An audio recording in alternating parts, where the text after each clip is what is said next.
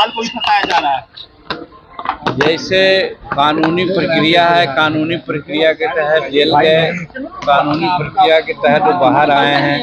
बाहर बेल हो जाना ये मतलब नहीं होता है कि दोष मुक्त हो गए हो।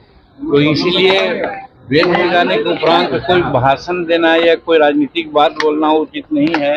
हम लोग यही समझते हैं कानूनी प्रक्रिया के तहत वो गए थे, कानूनी प्रक्रिया के तहत आए हैं। अगर और कहीं कुछ बातें हो सकती है तो फिर भी जा सकते हैं वो, तो इसलिए उसमें कुछ कहने की बात नहीं है। वो सब न्यायाधीन मामला है, इसलिए न्यायालय का विचार है, न्यायालय का मामला है, इसलिए उसको बहुत कुछ कहा नहीं जाना चाहिए। सर, SC/ST का जो फैसला आया है सुप्रीम कोर्ट का, कैबिनेट ने भी कल बैठक की है और कहा है कि कोई क्रीमी लेयर यानी कि कोटे में कोटा नहीं हो सकता है। देखिए, क्रीमी लेयर और कोटा में कोटा ये दो बात है। हम भी मंत्रिमंडल में थे, हमारी बातें भी हुई है। क्रीमी लेयर नहीं होना चाहिए, ये प्रधानमंत्री जी का निर्देश है। बात सही है कि शेड्यूल कास्ट के जो लोग हैं उसमें क्रीमी लेयर कर करके जैसे OBC में है उस तरह का नहीं होना चाहिए।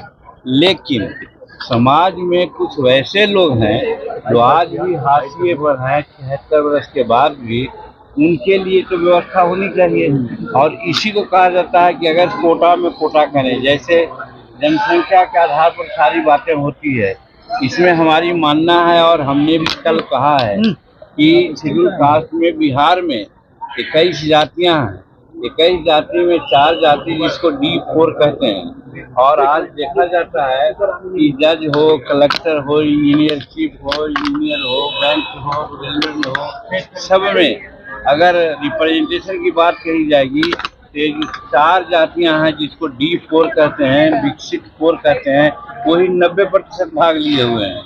लेकिन बाकी और जो भुइयां, मुसहर, गेहूं, मेहतर, नच, स्कैवेंजर, स्वीपर, ये सब लोग हैं, इनकी जनसंख्या जो है उसके आधार पर उनको आज तक आरक्षण नहीं मिला है। इसीलिए हम लोग की मांग यही है और कल हमने कैबिनेट में कहा भी है कि अलग व्यवस्था होनी चाहिए। आज 76 वर्ष आजादी के बाद इन लोगों में आज कोई IAS नहीं है, कोई IPS नहीं है, कोई इंजीनियर चीफ नहीं है, कोई डॉक्टर नहीं है, कोई बैंक कर्मचारी नहीं है, कोई रेलवे कर्मचारी नहीं है। तो यही स्थिति रहेगी क्या?